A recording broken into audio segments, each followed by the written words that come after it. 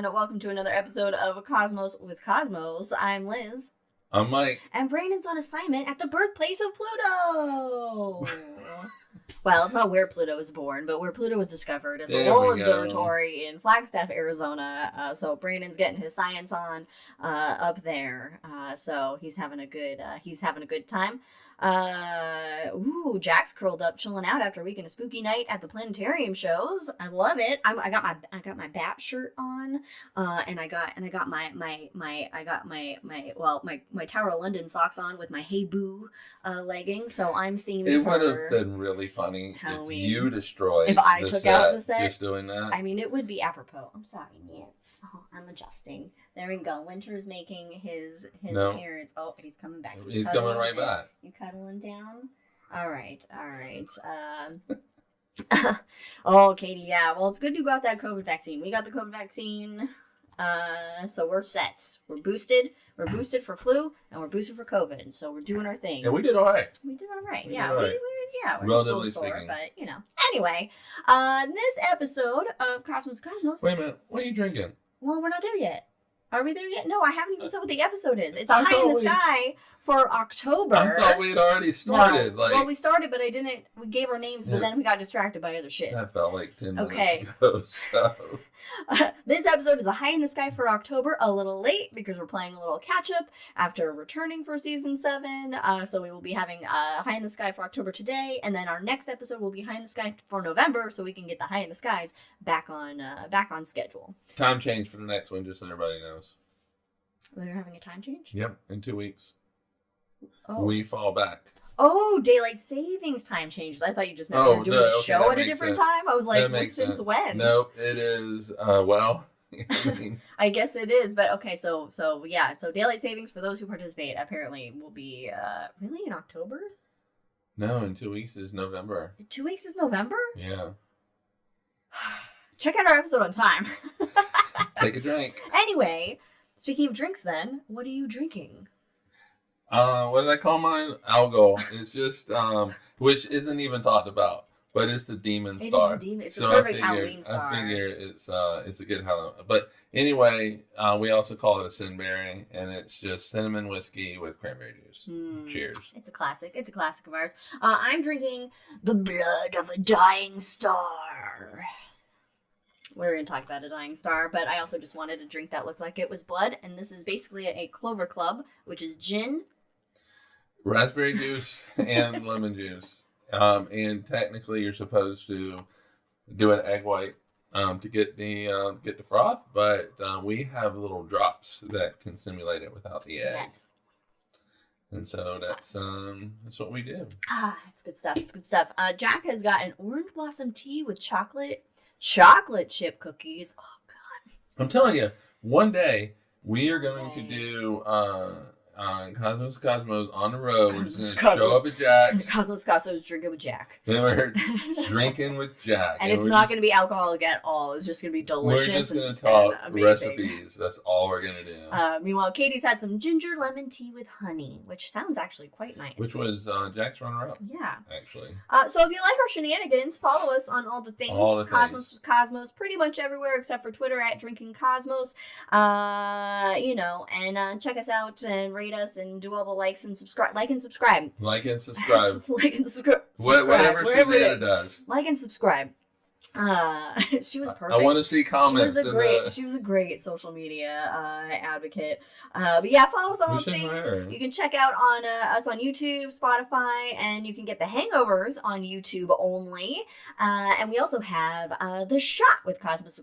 So shots of astronomy down in your gullet every other Wednesday is when those come out. So you'll get one this coming Wednesday. Oh, Brandon's having a hot latte. Ooh, hot latte for Brandon. Nice. That sounds good. I could use some coffee. Everybody's got drinks. Everybody's got good drinks. I like it.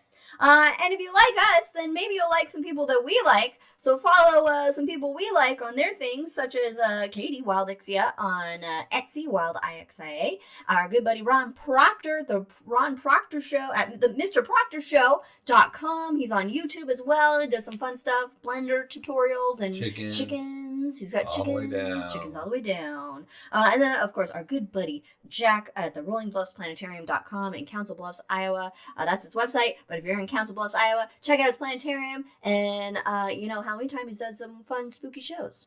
Which everybody should do spooky shows during Halloween time. I don't know. I'm just saying that if you have a planetarium and you're not doing spooky shit in your dome, it's the perfect place, especially if your dome is haunted. All domes are haunted. That's my opinion. All domes are haunted. I don't believe in ghosts, but all domes are haunted. That's my claim. I'm supposed to provide the proof since I'm making the claim. You're making the claim. That is true. That is true. But I'm just saying, based on experience. Now, we do have some rules for the episodes. If you hear any dogs barking, hopefully they're going to go because it will be a cacophony of dog barking and mayhem and madness. So let's hope that doesn't happen. But if you hear dogs barking, if we make any Star Wars or Lord of the Ring references, then take a drink of whatever you're drinking. It's fun. Why not? We will. So you can too. Anyway. All right. Are you ready to get high in the sky? Ooh. For October. Oh, that's pretty good. Yeah, it's my spooky voice. So every month we like to do a constellation highlight, and this month I decided to go down south. Down south to the southern hemisphere of the sky. That would be which is we largely don't talk about the southern hemisphere of the sky because we live in the northern hemisphere, so we see the shit that's up here.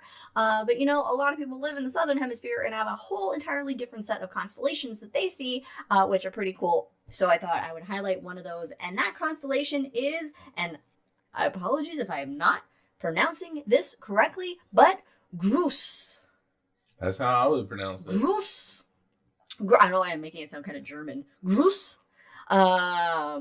Jack says spooky shows, the s'mores buffets are s'mores buffets. Yep, they have me at the s'mores buffet. You had me at s'mores and then follow it with buffet. Oh man. Okay, so Grus. It is the crane. It is a crane constellation, so a bird. And the thing with a lot of the southern hemisphere constellations is they don't have like the mythology that goes with them, like with the Greeks and the Egyptians and the Babylonians and the Chinese, because all those civilizations are in the northern hemisphere. And so in the southern hemisphere, when it was being explored by white explorer men, they ignored a lot of the native cultural views of the skies and kind of just decided to map it out themselves and name things whatever they wanted. So Grus first appeared on a celestial globe that was published in 1598 in Amsterdam by Petrus Plancius, which I'm sorry if that is not a Harry Potter name. Petrus Plancius, or a spell. I think it's a Petrus Plancius. It's something that is like, it's like a petrified plant. It turns you into a frozen plant. That's what the spell does. All right. You get turned into a frozen plant. That's what it is. Or a scary plant. Petrus. Okay. Petrus petrified. It could go either way. I think Katie needs to weigh in on You know what it is? It's all about the pronunciation of the spell. Right. But you also have to the flick in a certain way. And the swish. But yes, it is all about the pronunciation. Hermione let Ron know about that. In the first year. Yeah. Well, you gotta fucking keep everybody on check. So this one was named Petrus Plancius, but then French explorer and astronomer Nicolas Louis de Lasalle gave the Bayard designation to its stars in 1756. Not a Harry Potter spell. Not a Harry Potter spell. Boo. And the constellations Grus, Pavo, Phoenix, and Tucana are collectively known as the Southern Birds. Oh, okay. Yeah, so I don't know what kind of bird Pavo is. Phoenix is obviously a phoenix, and Tucana is obviously a toucan. Well, okay, what was Toucan Grus? Pavo. Pavo. Yeah, you look at Pavo while we, All right, Katie says she can see it as a petrified plant spell. All right, cool. Oh, and, because everybody wants to know... it's a peacock. Jack says it's a peacock. Plane update. Your parents have landed. Oh, yeah. So they'll be here in roughly an hour and a half, we'll say, or so, to an hour and 15. Well, it depends on how long it takes them to get their bags. Okay, anyway. All right, anyway, focus. All right. So we have the crane, the peacock, the phoenix, and the toucan. hanging out in the southern hemisphere sky during this time of the year, which is spring for the southern hemisphere. It's not, fall, because physics. And yeah, how globes work. I guess it's just really it's just the tilt. It's the tilt. Orientation. It's the tilt, and but still work. Physics. Everything's physics. The reason is always physics for everything. Now, in the constellation of Grus, the brightest star is called Alnair. It's a blue-white star. Okay. And I love how you start. You basically start a sentence. Yes. We have to drink. And then we're going to drink. Right way. In the deep sky areas of this constellation, because there's a lot there, obviously, we can't see. In fact, the stars of any constellation are not necessarily all in the same spot, at the same distance away from us. They all vary. We just see the patterns based on our perspective. So there are 6 star systems that have been found to have planets. Okay. Exoplanets in Grus. One of them is the red dwarf Gliese 832, which is one of the coldest stars to coldest stars to Earth. Okay. To have coldest or closest? Closest stars to Earth to have a planetary system. There's also... But it is red, so it is cool. Yeah. That's why. Okay, yeah. There's also WASP 95, filled with wasps. No. It has a planet that orbits every 2 days. So it's like... Oh, it's close. It's close. Close. It's Jupiter, maybe. Jupiter, probably, yeah. There's also a planetary nebula called IC 5148, known as the... I thought this was funny. The Spare Tire Nebula. That's me.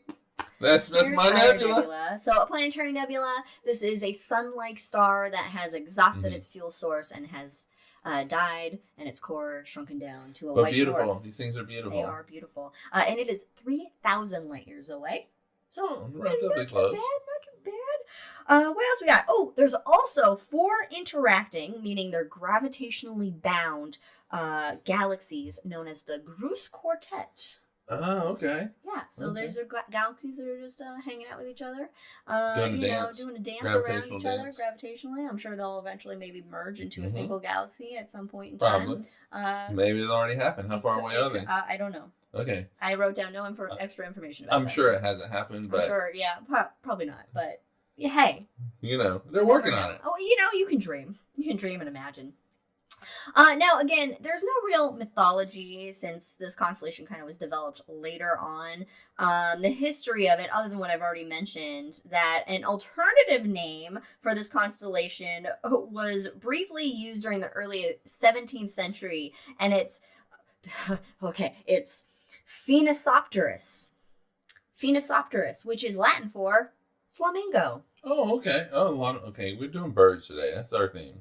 Yeah, well, I mean, it's still... I should have read the notes and they had come up with a bird. A bird name drink? Anyway, the Grus Quartet, 60 million light years away. Oh, okay. And the musical Gropius Quartet, German classical music group known for its intensity and technical skill. Okay, so there's a Grus Quartet of galaxies and a Gropius Quartet, which sounds... Yeah. Not ideal to be involved in the Gropius Quartet. The Gropius is a musical from a German band. Okay, all right. Welcome, Ron. Frogs unite. So in Chinese astronomy, Gamma and Lambda Gruis. All right, so these are stars that are not the brightest stars, but they're whatever. There's Alpha, Beta. And then get to wherever Lambda and Gamma fall in that order of whatever Greek things. But it may have been included in Chinese astronomy in the tub-shaped asterism Baiju, which I'm not pronouncing remotely correctly, along with stars from Pisces Austrinus, which means the southern fish. So not our Pisces that we're used to in the northern hemisphere, but there is a southern fish, southern Pisces. Otherwise, the majority of the constellation is too far south for Chinese astronomers to have seen. But right. I guess they could see a couple stars when it was high enough, and they incorporated that into, I guess, a bathtub-shaped constellation. I'm sure it wasn't a bathtub. It could have been. A shit ton of asteroids. So many. The Chinese astronomers were just going nuts. They were just like, oh, this, that, this. Yeah, pretty much. You know. I like a lot. Anyway. I still have PTSD. Thanks for bringing it up. So that's Goose, the crane in the southern hemisphere. So if you're lucky enough if you live in the northern hemisphere and you're lucky enough to travel to the southern hemisphere, then around October is a good time for you to be able to check it out. And if you live in the southern hemisphere, congratulations! It's part of your night sky, so check it out during the month of October. No travel required for you. Now, there's more in the sky than just the constellations, of course. What do we have going on? There was an inflatable eagle at the Phoenix protest wearing a flag reading, "The frog sent me." Oh my gosh. Okay. So finally, the eagles show up to do something. As a side note, everybody go out there, pick your favorite inflatable animal, unicorn, whatever, and wear it on Halloween. Let's get everybody. Let's inflate it up. Wearing frogs and unicorns and dinosaurs. And if you happen to have ice agents in your city, just go stand in front of them and do a little dance. You know, wear inflatables to match the inflated ego of everybody running our country. Anyway, this is not the Hangover, so we're not soapboxing right now. We're getting back to the night sky. There are some planets. Okay. There's some planets up in the night sky in October. One of them is the red planet of war, Mars. It'll be low in the west in the early evening, so it's a little bit harder to spot. We're not going to see it from us because we have mountains surrounding us, and trees and stuff. But Mars is there. Venus, it will be in the eastern pre-dawn sky all month long. So before the sun rises in the east, we might have a shot. Venus. We have a very short window in our we have a small slim window in the east. Jupiter, it's up after midnight at the beginning of the month. So by the end, it's up before midnight. So we're currently in the middle of October. So Jupiter is a good one to spot. Oh my God. Jack, yes. Jack in chat says, my cow costume has udders that are in an inappropriate location, and I love it.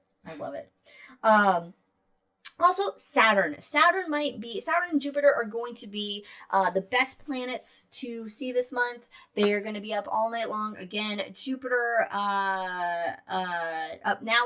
It should be up a little bit before midnight now that we're in the middle of the month. Again, at the end of the month, it'll be up. It'll definitely be up before midnight. But Saturn is high in the eastern sky after dark. So once it gets dark, Saturn's going to be visible, and it will be visible all night long. There are 2 transits of Titan, Saturn's largest moon, that are occurring this month. One is on October 5th. Already happened. Boom. Okay.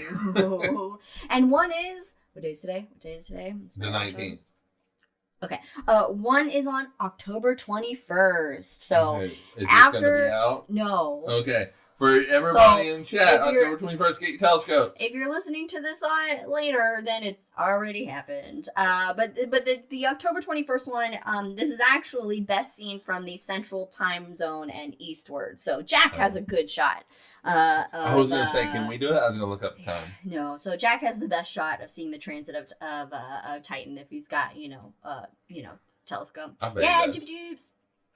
And so you can see just a moon crossing over Titan. Jupiter has transits of its largest moons all the time, basically, and it's really cool to see this little black dot that's just kind of growing across a planet. So as a side note, when Susanna was here, we went to the local planetarium in Eugene, and we went and saw a show, and it was a live show. The best kind of show to see in the planetarium. Yes, indeed.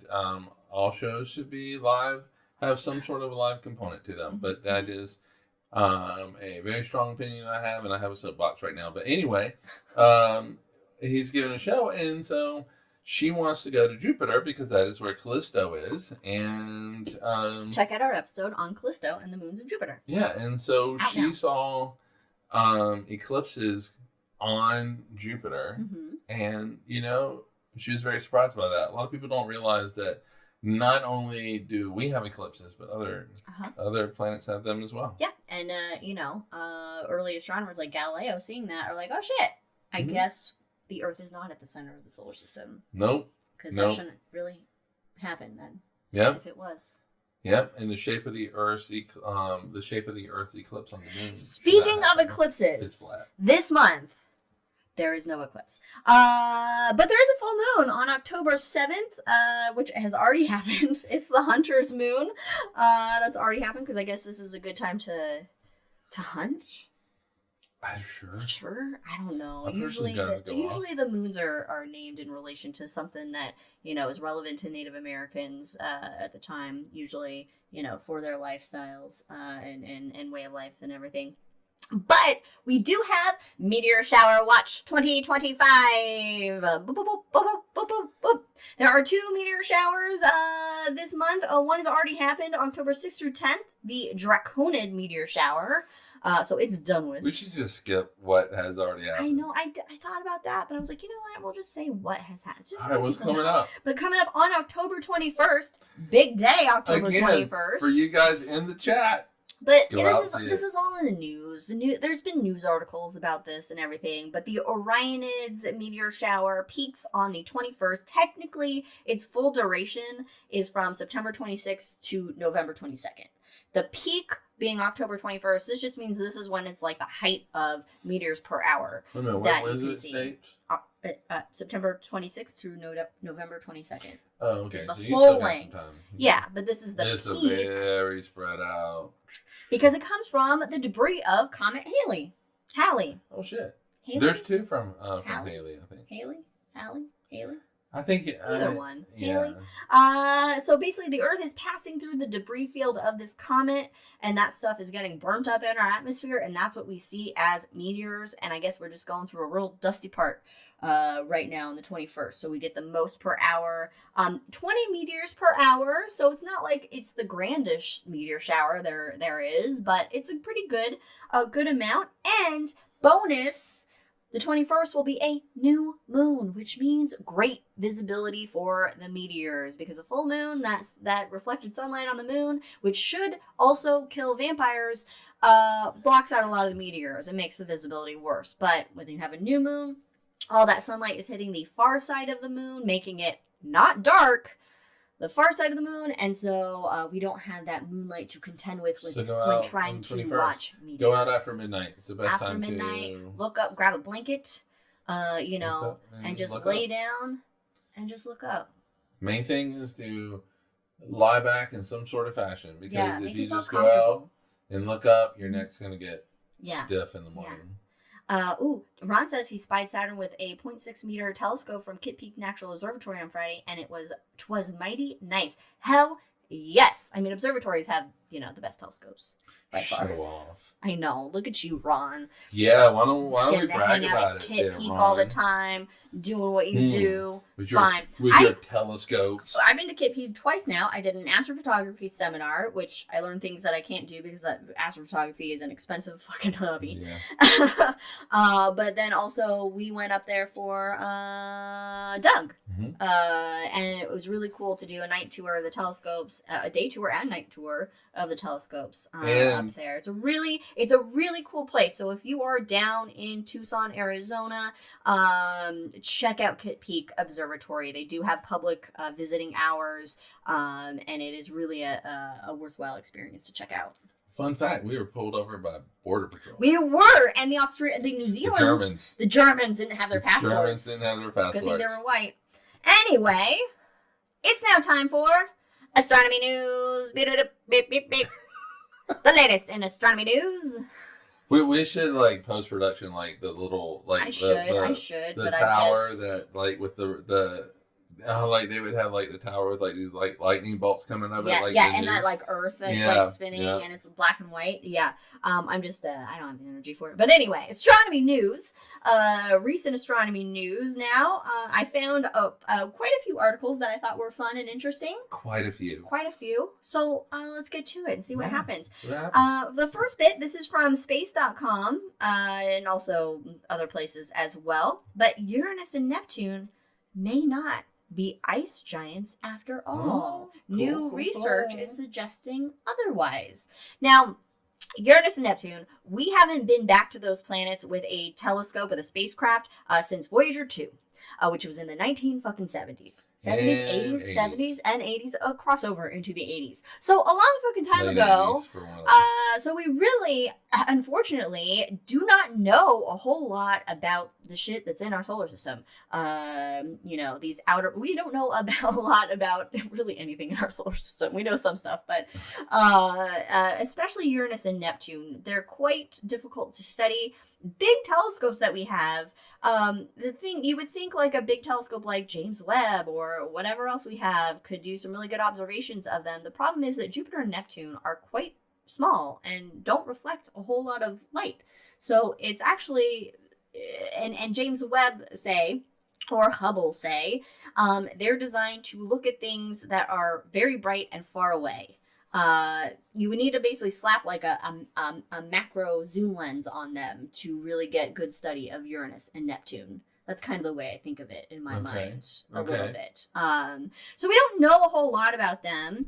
And they've been known as ice giants for a long time, because that models of the planet's interiors suggest that they're largely made up of mixtures of water, ammonia, and other ice. And these ices, they absorb red light, they reflect blue light, they look blue to us. We also associate blue with ice and cold and all that kind of stuff. They are also very cold, being further away from the sun and not getting a lot of sunlight. So we're like, oh, ice giants, cool.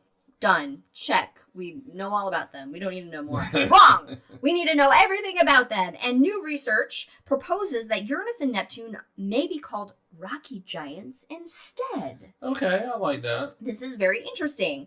Well, not really, but okay. So astronomers have... It's not interesting?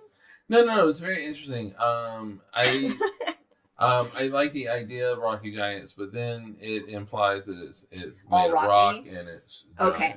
Well, here's what happened. Okay, so there's been assumptions made about the interiors of the gas giants. Mm-hmm. So instead of trying to build a physical model of planetary interiors from basically flawed or biased assumptions of what these interiors should be or could be, the authors of the study, they generated a series of random models for the interior contents of Uranus and Neptune. Okay.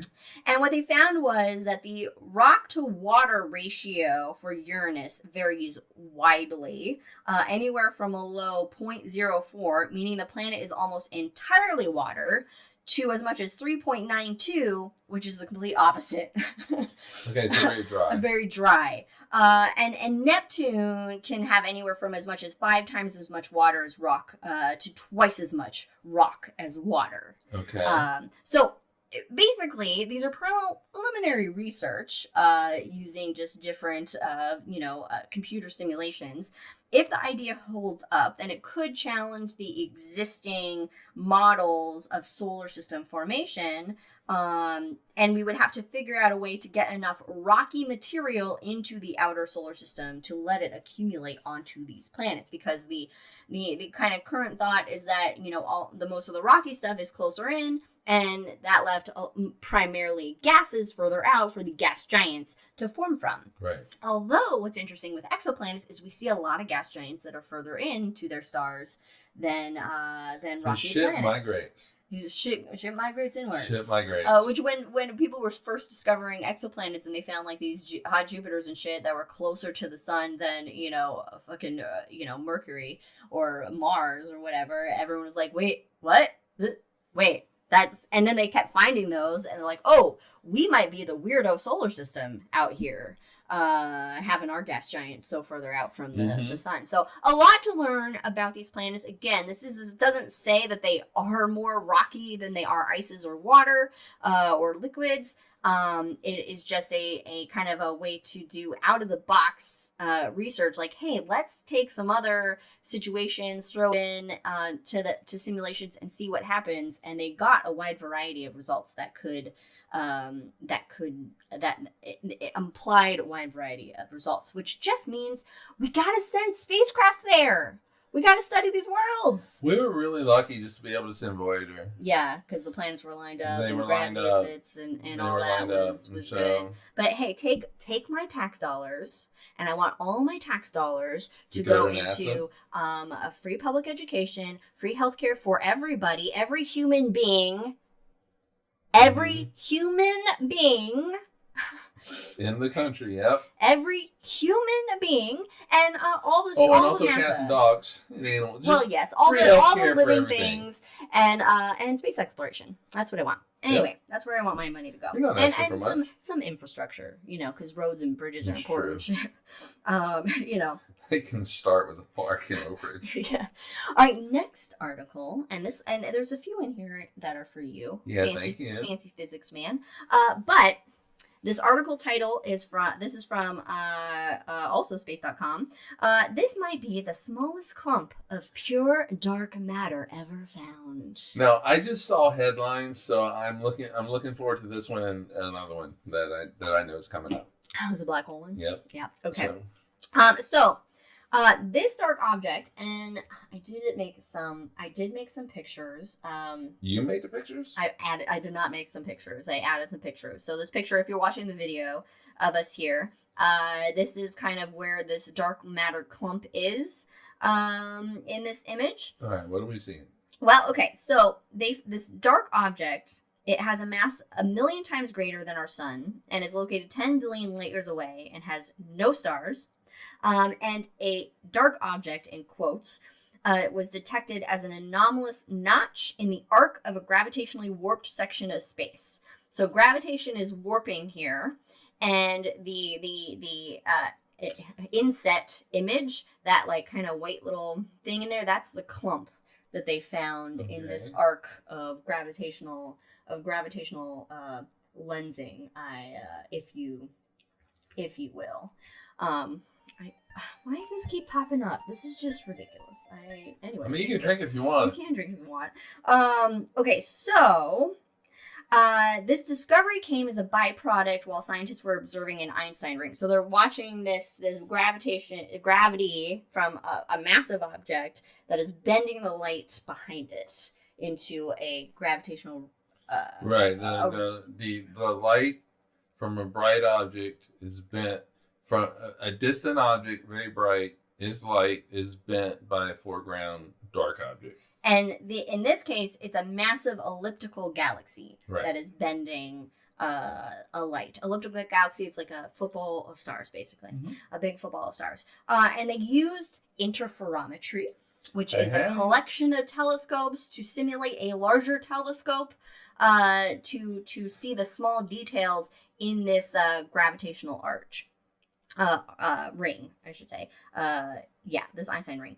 John McKean of the University of Groningen, the University of Pretoria, and the South African Radio Astronomy Observatory, and Devin Powell of the Max Planck Institute for Astrophysics in Germany are the ones that led this study. And they were actually looking for a black hole. Hey, they're like, hey, we're looking for black holes out here, guys. How many times have we been looking for one thing and found another? Brandon, is that a great place where that happens? Looking for life on Mars. Looking for life on Mars finds Pluto. Goes on the side. So they were looking for a black hole. Also, I guess it was a compact symmetrical object, a CSO. Okay. Which they thought was a black hole. They were assuming this was a black hole.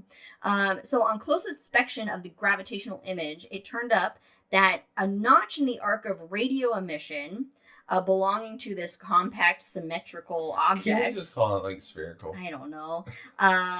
They found this notch, and the notch can only be produced by another object that is between the background and foreground galaxies with a mass 1 million times greater than our sun.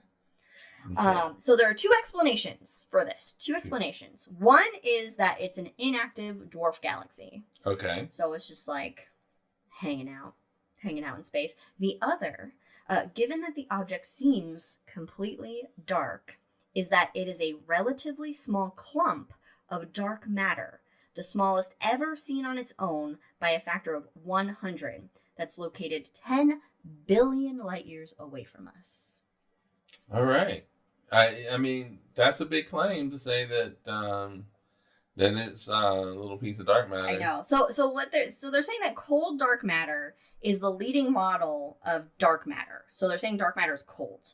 And this is because it's made of low energy particles that can clump together through their mutual gravity, whereas if it was hot, it wouldn't be able to clump. Right, because it's moving quick. Because it's moving quick around. Yeah, so it's cold. Temperature. It's coming in. Temperature is a measure of the average speed things are moving. So, according to Chris Fosnock of the University of California, Davis, just because it's in California, finding low mass objects such as this one is critical for learning about the nature of dark matter.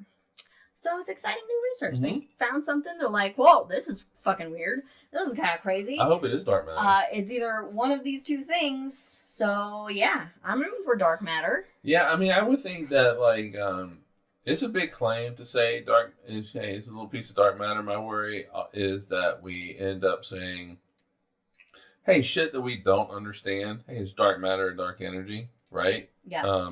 But, I mean, if it is a little galaxy, irregular galaxies, they said, I mean, that should pop up on interferometry. You would think so. One would think. So, all right, cool. So our next article is that James Webb Space Telescope, it found a doomed star just before it explodes. Again, only saw the headline. There ain't that one too. So this is from Sky at Night magazine. This article, Sky at Night magazine. Sky at Night. So Charlie Kilpatrick of Northwestern University in Illinois, it basically saw a star before and after it exploded. That is like which is super rare. Cool. Which is super cool. Super cool, super rare, supernova. So they basically combined Hubble and James Webb data sets to like characterize the star for the first time. It's known as SN 2025 PHT. Hot. And the supernova is in a galaxy called NGC 1637, which is 40 million light years from Earth. Okay. So good diddy away. But close. So the progenitor star, the star that went boom, basically, it was looking very bright and red. It's 100,000 times brighter than our sun, but it was hidden behind thick dust, so it appeared 100 times dimmer than it actually is. Okay. In optical light, I should say. 100 times dimmer than it is in optical light, which is what Hubble sees. Hubble sees in the optical. And so Hubble basically wasn't able to see it in its full glory, in its full nature, because of that dust that it couldn't see through. But who can? Who can? Exactly. So here is the image. I was immediately just drawn to the beauty of the galaxy. The galaxy is gorgeous. But you can see that there's this red star below the before explosion. That's the James Webb image, the before one, and then the Hubble one as well, where you can't see that red object because of the gas and dust that's obstructing it. And then you can see after the explosion, the Webb image, and the Hubble, it now appears in Hubble because that explosion can make it through the gas and dust. So Hubble's where you really show that something's happened. Something's happened. James Webb looks very. It's like, oh, okay. There is a brightness. There is a brightening in Webb, and that color also has shifted. But Hubble, you can go where you don't see it, and now you see the aftermath. Of it. And that shock wave pretty much blew out the dust, so that Hubble could see it. So prior, among other reasons. So prior to James Webb, we didn't really have the quality of infrared data that we needed that James Webb can now provide. And so the astronomers are thinking that most massive aging stars might be, in fact, the dustiest, and just that the dust is dimming their light and making them undetectable. But you know what? We kind of saw that with Betelgeuse, right? Betelgeuse. What? Oh, what are you saying? Betelgeuse? Yeah, Betelgeuse. Uh-oh. Fuck. It's better than Candyman. I'd rather have Betelgeuse here than Candyman. Oh, well, of course. But anyway, that is a discussion for the hangover. But Betelgeuse dimmed. And they thought it was because of like dust and stuff, right? Sure. Okay, I might be wrong, but I thought that's what one of the things that they were saying was that it was dust that might have been obscuring it. Yeah. So, I mean, that tracks with, I mean, if that's what it was for Beetlejuice, I mean, that kind of tracks with this one. Mm-hmm. So James Webb, further unveiling the universe. Oh, James Webb's just gonna. And James Webb is gonna rewrite the universe. James Webb and Rubin will be coming up here in another article. But okay, another revolutionary telescope, which is not a single telescope per se, but a collection of them that makes a telescope the size of the Earth. The Event Horizon Telescope. Hey. Images reveal new dark matter detection method. Oh, nice. So a new way to detect dark matter. Okay, how do you do it? So this is an article from phys.org. So the shadowy regions in a black hole, in black hole images captured by the Event Horizon Telescope, or EHT, can act as ultra-sensitive detectors for the invisible material that makes up most of the universe's matter, which is dark matter. The co-authors of this study are Jing Xu from Peking University and Yifan Chen from the Niels Bohr Institute. So the shadow region, these observations were made of M87 star and Sagittarius A star. Or there were observations made of these. These are the black holes at the centers of these of M87, and Sagittarius A star is our supermassive black hole, the center of the Milky Way. It's our heart. It's ours. Our black hole. So they used the Event Horizon Telescope, which is basically a global network of radio observatories that get an Earth-sized resolution. Okay, so you want, for telescopes, the bigger, the better in telescopes. 100%. You want to get as much light as you can. So what they did is they took the data from Event Horizon, and they ran complex computer simulations, and there's something called the magnetically arrested disk model, or MAD model, and it's consistently delivered the best sort of agreement with Event Horizon observations. So this model, it's a computer simulated model, you know, that lines up with the observations that they're actually seeing from the EHT, and it depicts strong magnetic fields penetrating the accretion disk, where they both regulate the flow of infalling matter and power the jets that erupt from a black hole, perpendicular to the disk. So, because dark matter is expected to concentrate densely near the black hole's center, even faint annihilation signals could stand out against the low, this is all quoted from the article, not my words, from this low astrophysical background, making the shadow an ideal testing ground. So they're looking for basically dark matter annihilations or something with positrons and electrons and whatever's being annihilated. Okay. I was reading this and I was like, my brain's melting, and I'm just gonna just put this in here. Okay, so all right, it doesn't seem that there's like anti-dark matter that I have run across in any kind of way. So annihilations, positrons, and electrons. So I get it. Yeah. What they're saying is that the gravitational pull of a supermassive black holes cause dark matter to concentrate dramatically in their vicinity, known as a dark matter spike. And so, according to one of the researchers, if dark matter particles were annihilating near the black hole, they would produce extra electrons and positrons whose radiation looks slightly different from normal emission. So they are talking about dark matter annihilating. Yes. Here is an image that I was like, I don't know what all the letters and numbers mean, but this is, I guess, something. The image that they have. So electrons and positrons from dark matter annihilation would be distributed more uniformly throughout both disk and jet regions, because dark matter annihilation continuously supplies particles even where astrophysical processes produce few electrons. Oh, that was me. Sorry.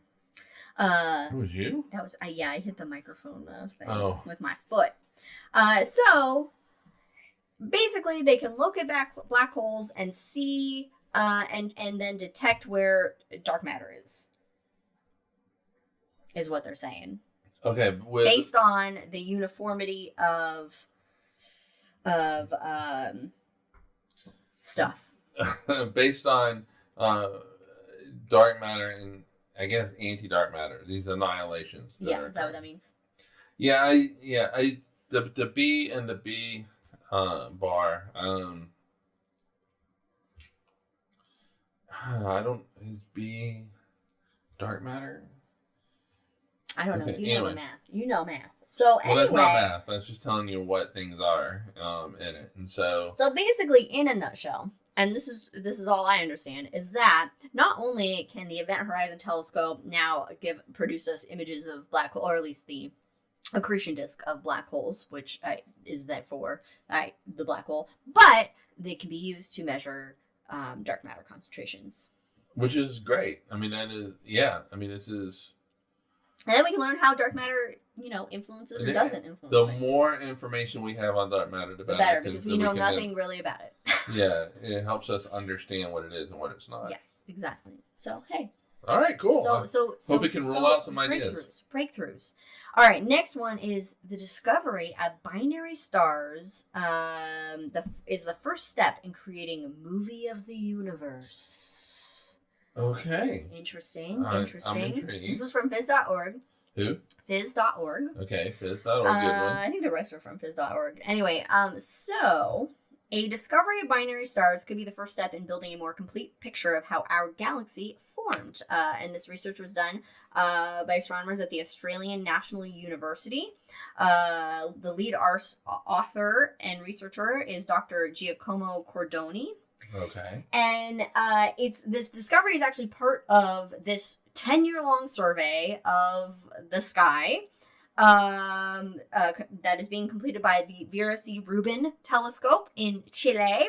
It's the Legacy Survey of Space and Time, which sounds so dreamy. Meanwhile, I'm really loving Eric's. I'm having a great deal of trouble hitting anything with my neutrino gun. That is great on so many levels.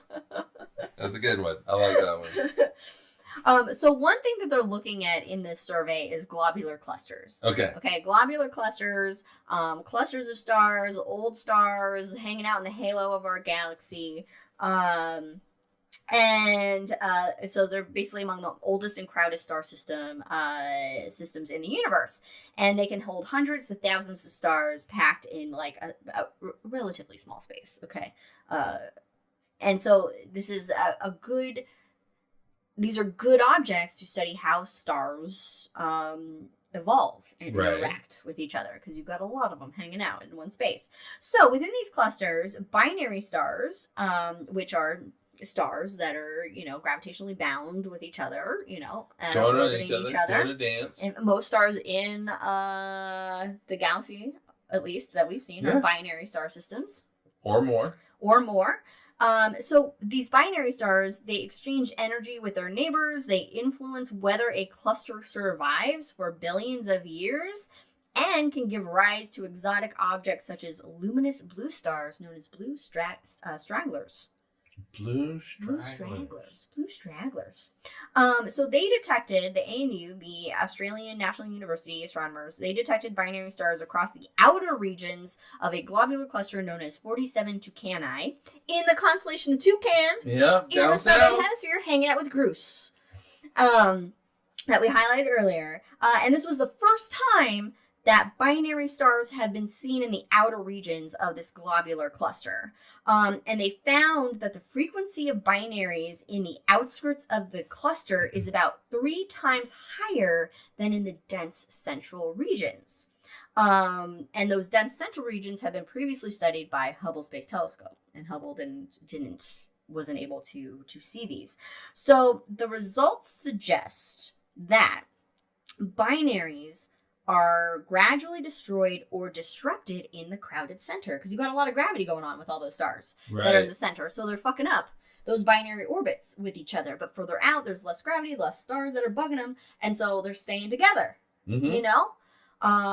They got long, happy marriages in the outer skirts of the globular cluster. And so that means that the outskirts of the globular cluster are preserving that are something closer to the cluster's original population of binary stars. And so what's exciting about it is that this globular cluster, it has been studied for over 100 years.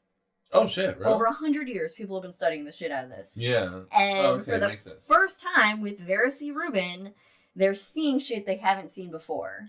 That is helping them understand, like, what's happening there and how, these clusters are assembled and the nature of stellar evolution within them. Right. So this is just, this is preliminary research that we're going to learn even more from because we've just begun this 10-year survey with Vera Rubin.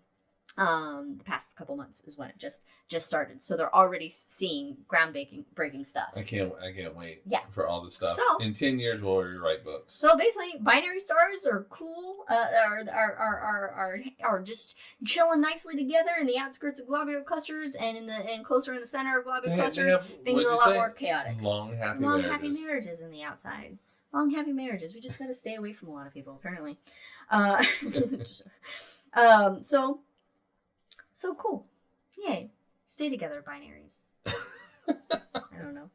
All right. We have 1, 2, 3, 4 more. Well, it's not going to be 4. I think we pick a couple. Your parents going to be here soon. All right. So how about this one?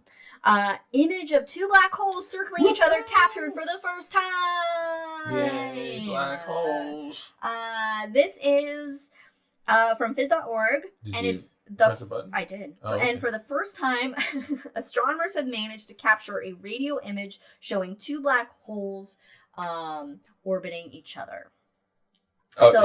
This is the image. To be honest, that looks like the dark matter thing, except they changed it from white to red. Yeah, red and orange. It's not. All right. Okay, so this actually confirmed the existence of these black hole pairs, which have been assumed. Mm-hmm. It's been theorized that there are 2 black holes that are orbiting each other in the center of a quasar called OJ 287, and they have a 12-year orbit. And so NASA's test satellite, it detected light from both black holes, but it didn't have the resolution to see them separately. It still saw them as a single dot, basically. And you need radio telescopes for this. According to one of the lead researchers, for the first time, we managed to get an image of 2 black holes circling each other. In the image, the black holes are identified by the intense particle jets they emit. The black holes themselves, of course, are perfectly black, but they can be detected by these particle jets or by the glowing gas surrounding the black hole. They also identified a new kind of jet emanating from a black hole. Okay. The jet, which is coming out of the smaller black hole, is twisted like a jet of a rotating garden hose. And this is because the smaller black hole moves faster around the primary black hole, and so its jet is diverted depending on its current motion, and they call it a wagging tail. Like it has a wagging tail to it. I like that. Which is fun. So I thought that was pretty neat. So each one of those little bright spots was the black hole. Kind of. Okay, so in the graph portion of the image, the 2 black dots are the black holes, and then the lines are the jets.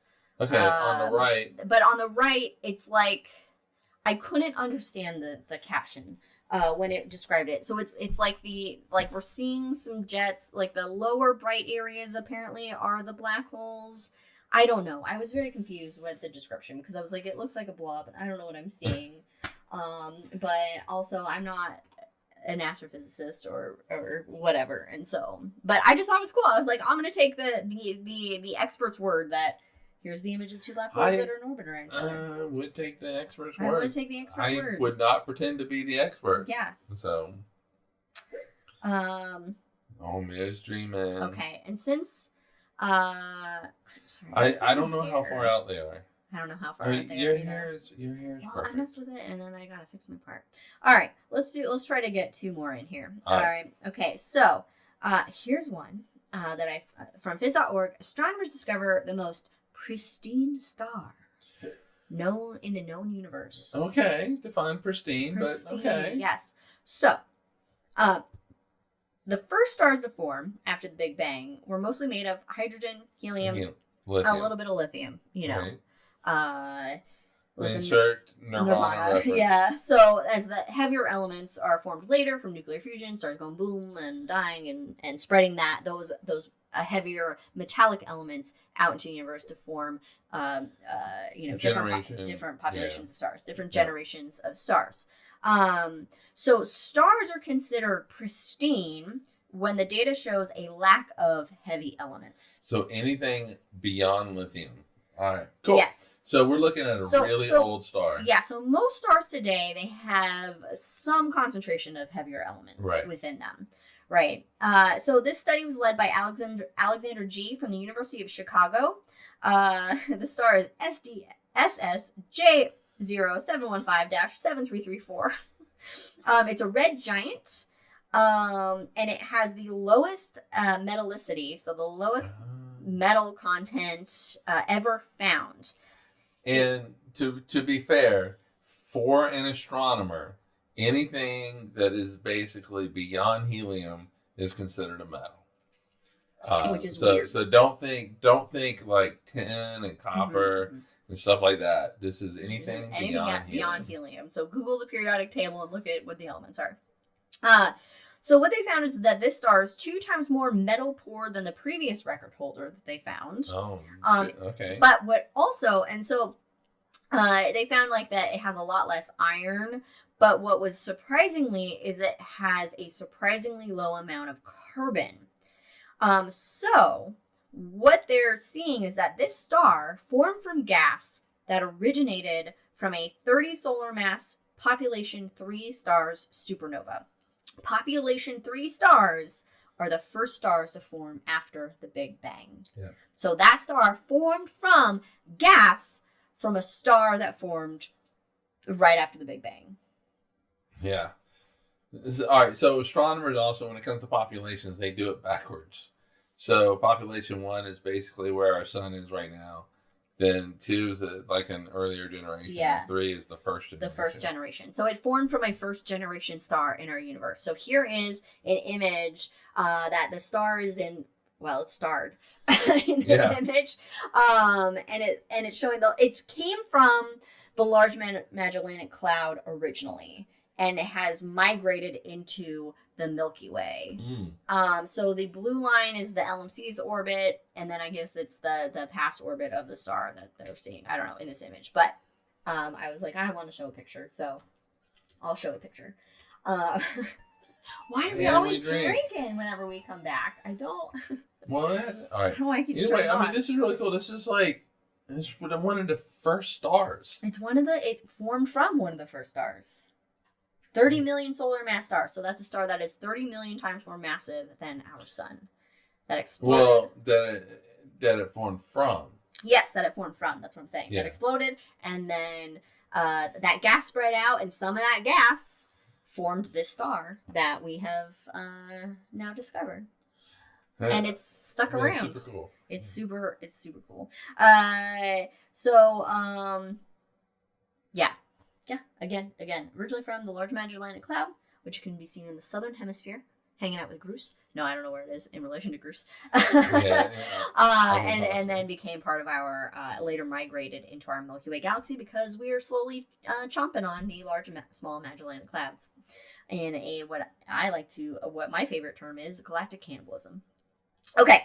Let's see if we can get another one in. Here we go. 6 billion tons a second. Rogue planet is found growing at a record rate. Oh, yeah. Fast, yes. Fast. Okay. So we got this rogue planet. It has no parent star. It's just going through the universe, doing its thing. Which, by the way, I had to read that a couple of times before I was like, oh, shit, this doesn't have a star. It's the rogue planet. It's rogue. My brain on its own. It don't need no star. It's an independent planet. Okay.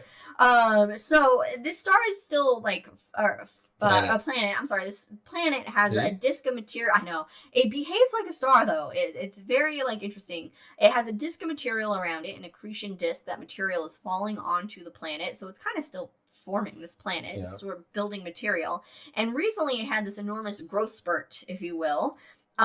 So these observations were made with the European Southern Observatory's Very Large Telescope, or the VLT, if you will. And so it's eating up the gas and dust from its surroundings at a rate of 6 billion tons a second. And in The Hangover, we will tell you how many Skittles that is. Oh, but it's the strongest growth rate ever recorded for any planet, rogue or non-rogue. It has a mass that is 5 to 10 times the mass of Jeepy Joops, and it's located 620 light years away in the constellation of Chameleon, which is also in the southern hemisphere. I mean, ESO's Very Large Telescope is in the southern hemisphere, so that's why you're going to see it. This rogue planet is known as CHA, or CHA, 1107-7626. Doing a little cha-cha out there. It's 4 times 10 to the 15 Skittles. That's a lot. That's a lot of Skittles. Yeah, let's see, what is it, 12? Per second. This is per second. Yeah, per second. So per second. So million is 6, billion is 9, trillion is 12. So it's 4,000 trillion Skittles per second. Taste the rainbow, motherfuckers. Skittles should do that as a commercial. I know, I didn't. That's why I was like, I'm going to give him some time. But hey, you're on it. So what's really like crazy about this is the magnetic activity that is playing a role in driving this like dramatic infall of mass onto the planet is something that has only been observed in stars before, and it hasn't been observed with a planet doing it before.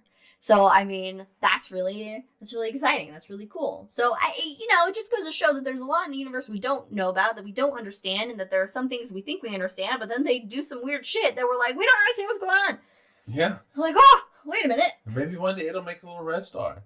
If there's enough material. If there's enough material, what can happen is that material falls on it, gains mass, and more mass, and more mass, and then maybe it gets enough mass where in its core it can light a little fire, metaphorically speaking, because there's no actual fire. There's no fire. But it begins all the whatever their hydrogen protons or whatever they're called, they slam into each other and more energetically, and then they go, and then some helium comes out, and you got fusion.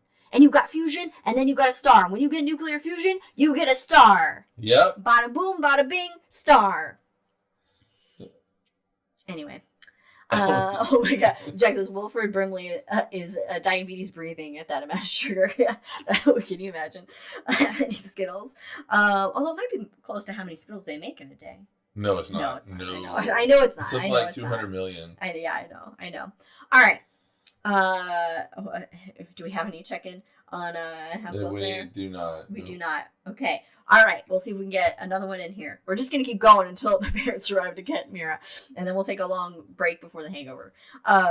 So, follow-up observations by Webb, James Webb Space Telescope, confirm that GRB, Gamma Ray Burst 250702b, is the most energetic cosmic explosion ever recorded. The biggest bada boom ever recorded. This is coming from phys.org. So it was spotted by NASA's Fermi telescope. This was in July of this year, 2025.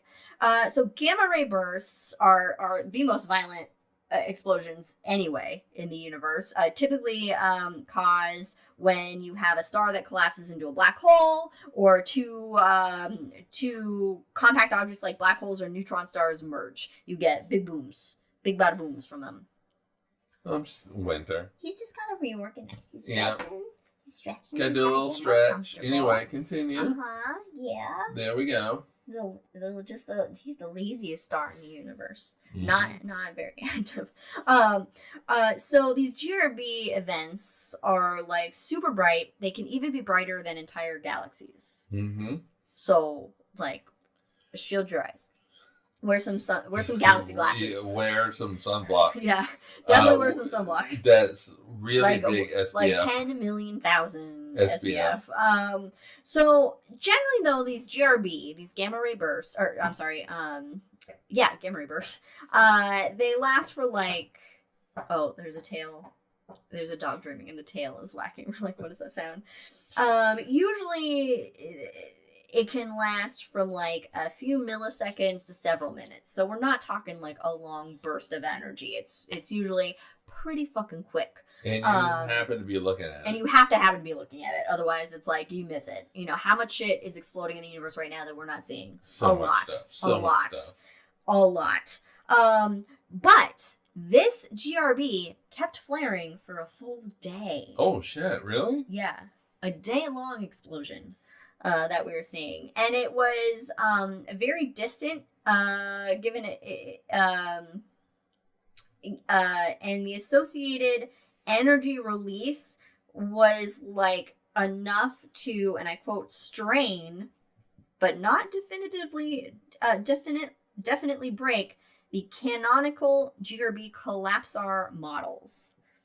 So canonical. What did I say? Canonical? Something like that. It's not a very like Italian. Look, it's within the canon, okay, but it's like they're like, oh, this is about to break our models of that we've made of GRB. But that is a good thing. That is a good thing. We kind of want models to break. We want models to break. At least I do. So this was either formed by a very unusual form of a collapsing star or a black hole destroying a small star. Now, I guess the surprising finding was that the host galaxy is extremely large and incredibly dusty, which may have contributed to the more extreme outbursts because usually GRBs occur in small, young star-forming galaxies. And these are very distant. So when we say like young galaxies, we're talking like billions of years old still because they're far away. Yeah, young and universe age. Young in universe age. But this one came from, a larger and dustier galaxy. So maybe the more material that was in the galaxy contributed extra to the longer and brighter bloom of it. We don't know. More study is needed. But hey, we found a big bada boom in the universe. It's bigger than any bada boom that we found so far. All the bada booms. All the bada booms. All the bada booms. All right, well, I got one more article. Let's do it. Because this one's a bummer, though. I didn't want to end on a bummer. Hold on. No comments from your parents. Oh, well, they're here, they're not here. Well, you know, it's... I don't remember this headline. Okay, well, this is kind of a bummer, but which is why I was going to end it with the exploding one, because that's fun. But this is a classified network of SpaceX satellites is emitting a mysterious signal. Oh. Okay, I see. Yeah, bummer. All right, so this is... Oh, by the way, because the Large Magellanic Cloud is in the constellation of Mensa and Dorado, and 15 minus 6 is 9, right? So that is 2 billion days to produce all the Skittles to fall into that planet in 1 second. I've been alive for 2 billion days. Oh my gosh, okay. But so this article comes from NPR.org. NPR. Should always be around. Fund NPR. A constellation of classified defense satellites built by SpaceX is emitting a mysterious signal that may violate international standards. Oh, of course. Shocking. Of course. So basically these satellites are associated with what's called the Starshield satellite network, which is like a secret network. That's being used. And what they're doing is that what they've been found to be doing is they're transmitting to Earth's surfaces on radio frequency that are normally designated for the opposite, for Earth to communicate with satellites. So their satellites are communicating to Earth on this frequency, which is a no-no, apparently. Are we surprised by this? No. And these standards on how like satellites are supposed to transmit and what frequencies and which way they're supposed to transmit on what frequencies and stuff is set by the International Telecommunication Union, which is a UN agency. And it's designed to coordinate the use of the radio spectrum globally, because you have a lot of telescopes and satellites that use the radio spectrum for science, to study shit. And so the issue is that these unusual transmissions, that they're not being used in the proper way on these frequencies, that it could interfere with other scientific or commercial satellites. So Scott Tilley is an amateur satellite tracker in Canada who first spotted these signals. He did it by accident. He kind of I guess he was resetting shit on his computer and he hit a wrong key and he happened to hit this wave band of radio waves and he got a signal coming from them and he was like, wait a minute, this should be quiet. He shouldn't have been able to see anything on this frequency. We're about ready to lose our entire... Mira, go away. Oh God. Luckily she fits right under the camera cable. So basically he accidentally found that he was seeing signals on this limited bandwidth of radio frequency that was coming to Earth from satellites, and he was like, this should be quiet and this should not be happening. So the issue is that, yes, it could interfere with other satellites. It could cause other satellites not to respond properly or ignore commands. Apparently the US has paid more than $1.8 billion for this network so far, and little is known about it. Yay. But according to SpaceX, who we can trust completely, Starshield conducts both Earth and observation and communications missions. Great. But it's unclear what it's actually really up to. But it's actually using a much lower frequency range than that probably only allows for basically 3G cellular communication. So it's there's Mira. Mira's making an appearance. Oh, you sweet girl. Podcast dog. Don't rile her up. This is how we get disasters. Okay. Okay. So basically either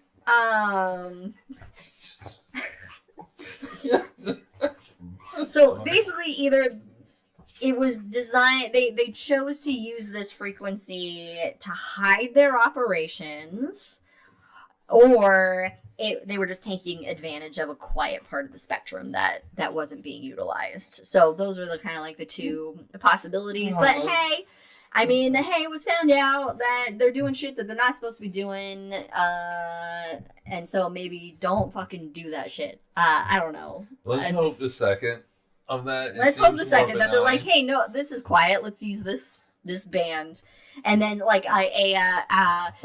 ask forgiveness later, kind of a situation, I guess. But the problem is that when you have these. The international these what are they, the agencies that are dictating space rules and all these kind of things, they're not really enforced, No. Nothing like how space is used. There's these treaties, or there's these rules that are space is for everybody, you can't blah blah blah, or even Antarctica stuff, and we talked about this on another podcast but they're not really enforced. There's no real body that's really enforcing the use of these things. If a corporation goes to the moon and starts mining, who's gonna actually enforce it, kind of a thing. Yeah, I know. So probably nothing is gonna really come of this, and SpaceX will continue to use whatever bandwidth they want to fucking use to do whatever shady shit that they're fucking probably doing. Anyway. Wow. Yeah, no. That was a bummer. But that's why it wasn't supposed to be last. Okay, here you go. It was supposed to be second to last, so we could end on a big boom. A big bada boom. The biggest bada boom. But your parents hadn't arrived yet. I know they haven't arrived, so now I'm like, oh gosh, let's banter for a little bit. Yeah, well, let's banter. So that we can then break for a bit, and then we'll start the hangover extra late. Here's a tie-in to what I thought might have actually would have happened today, but Brandon's not with us. Yeah, because he's hanging out with Pluto. Yeah, and hopefully Mallory. He's checking out Lowell Observatory, which is awesome. If you're ever in Flagstaff, Arizona, check out Lowell Observatory. They got a whole new Discovery Center and shit. I don't know if they have a planetarium there now. No. Or if it's a theater. It's a flat theater. It's a flat theater, but I mean, they do some really good work up there, even though they will still say that Pluto's a planet, but, let them have it, I guess, because they discovered it up there. Well, don't let them have it, but... No. I mean, we have definitions for a reason. I know. Watch our last episode, the hangover of our last episode, where we debate Pluto a little bit. If we want to call it a planet, then we should have that debate. Yes, okay. But anyway, check out Lowell Observatory because they're awesome. They support science, they support space exploration, and they do a lot of good in the community with science communication. And so they are definitely a science center and observatory in Arizona that we can fully support, unlike some other asshole ones. Okay, so what I was going to say was we had a couple of, at least one EHT, Event Horizon Telescope story, and I thought we were going to, if Brandon was going to be with us, we would have talked about the book. The book club. Yes, our Cosmos Book Club book is... Something. Chasing the Sun was yours. Chasing the Sun was mine. Yeah, it's about the Event Horizon Telescope, but why can't we remember the name? I'm about halfway through it right now. I still got... Well, then it's a good thing. I've finished it. In fact... I'm halfway through my mom is finding it rather hard to read because it's not exciting. Well, it's basically about, like, the dude who was, like, trying to get the Event Horizon Telescope up and running to study shit. And so it's all about the Event Horizon Telescope and how it came to be. So, yes, it's a little dry. Einstein's Shadow. Because it's, it's a historical nonfiction.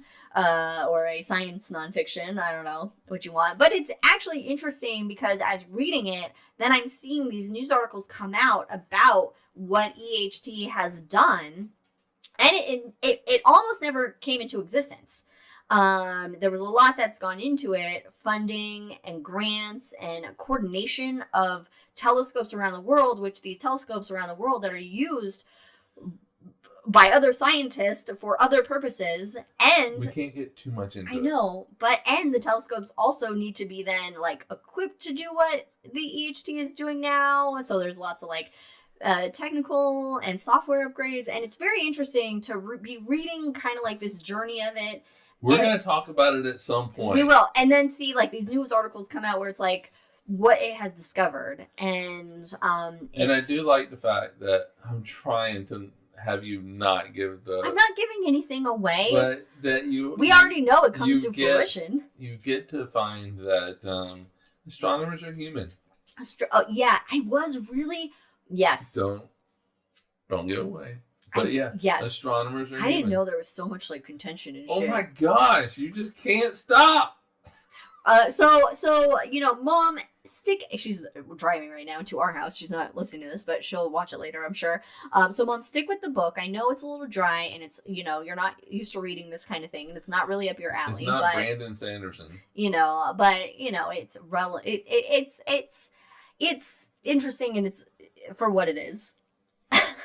So, I'm finding it interesting, even though it's taking me a bit to read. But it takes me a bit to read anything because I'm not a big reader. As much as I would love to be a big reader, I'm not a big reader. For mine, I'm debating, should I do like a physics book or should I do... I think we need something that's like a story. That's something that's like... And that was the other one that... something that's not like something you'd read in like a... your professor would assign you. Oh, no, my professor would not have assigned this. It was, but it's popular science. I'm deciding between, Brief History of Time, Stephen Hawking. Oh, okay. Or like, The Martian.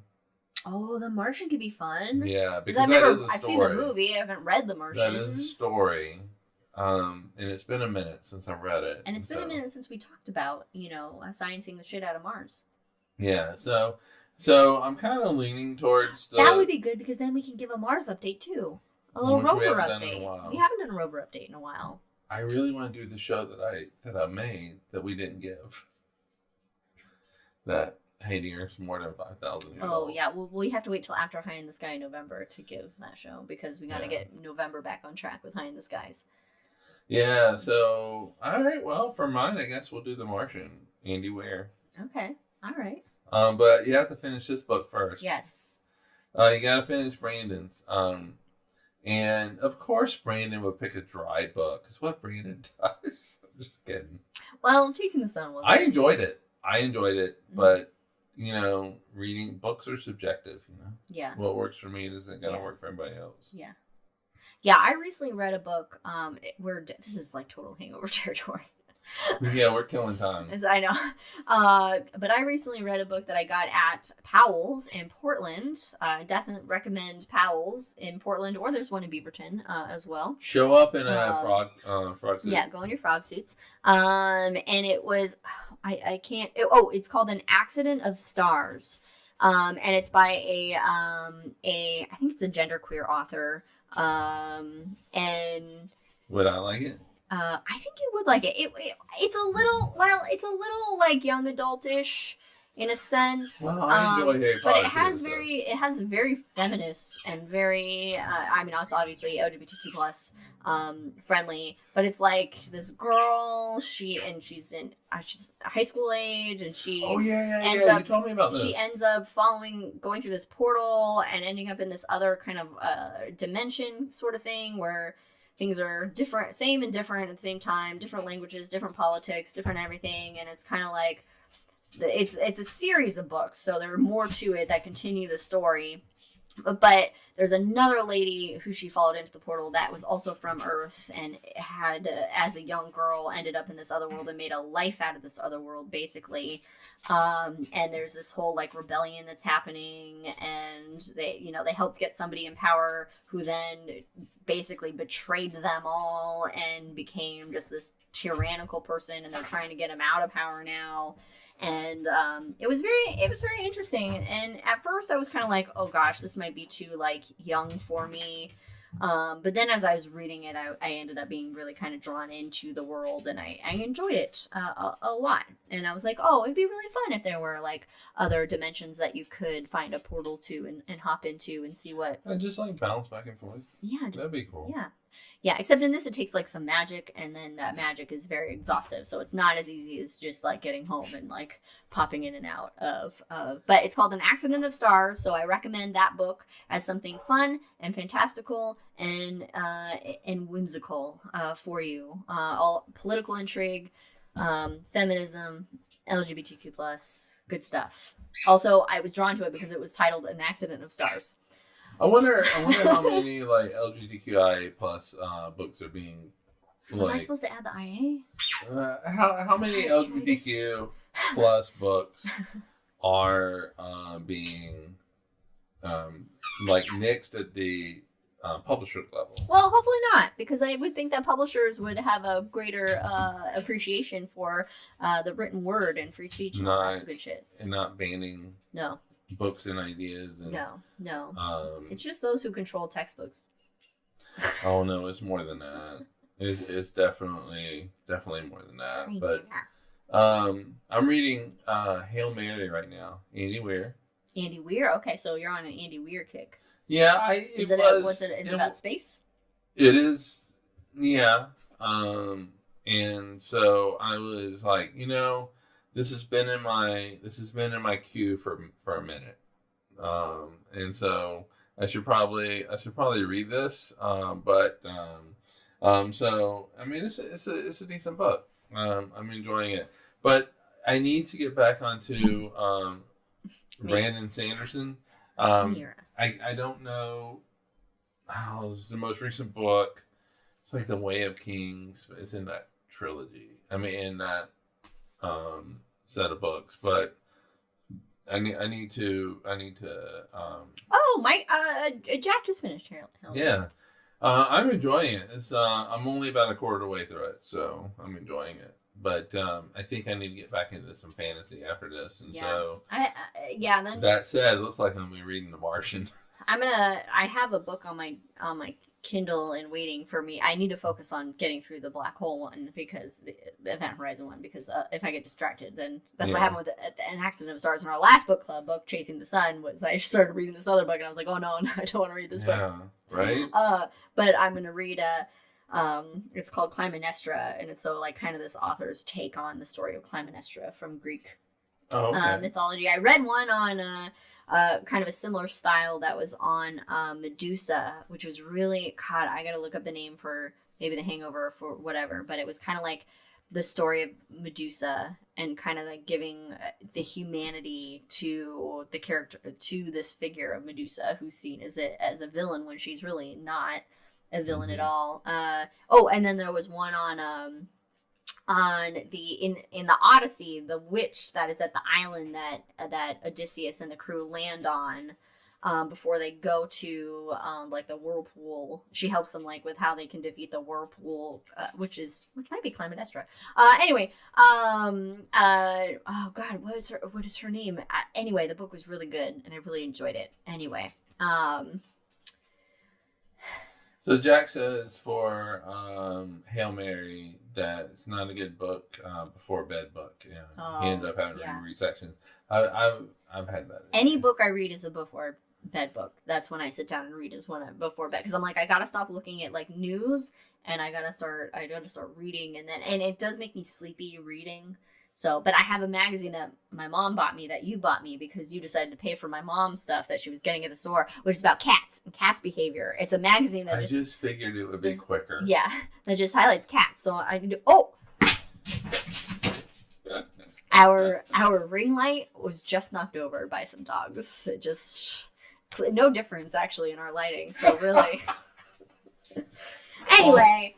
Okay, I think we should probably break. It might be a long break, or we might come back to The Hangover and then break again once people get here. But we'll break it for now. And Mira has replaced Mike as part of the show. So she's probably a lot more intellectual than I am. Oh, good. She's a good girl. Anyway, all right, we will. We'll be right back. For The Hangover. If you're with the main show, thanks for joining us. We'll see you next time, where we will be doing High in the Sky. But you can check out The Hangover that will come out before then. And, of course, if you're with us now, stick around for The Hangover. So we will... Cheers.